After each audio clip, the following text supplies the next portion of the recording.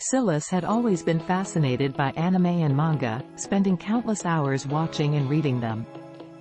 He had never imagined that he would one day find himself in a world just like the ones he had seen on screen. One day, Silis was walking home from work when he suddenly felt a strange sensation. The next thing he knew, he was standing in the middle of a bustling city, surrounded by people with colorful hair and outfits.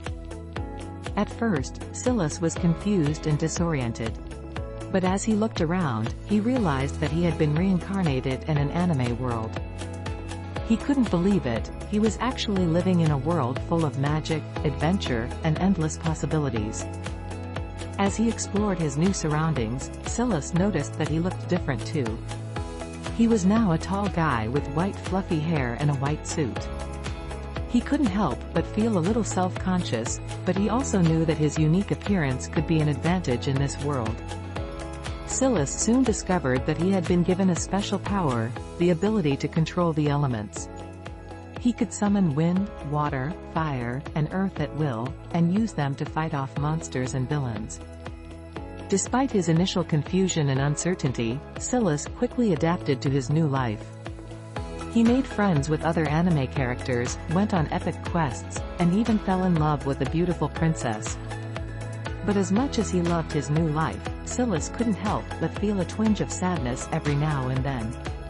He missed his old life, his family, and his friends.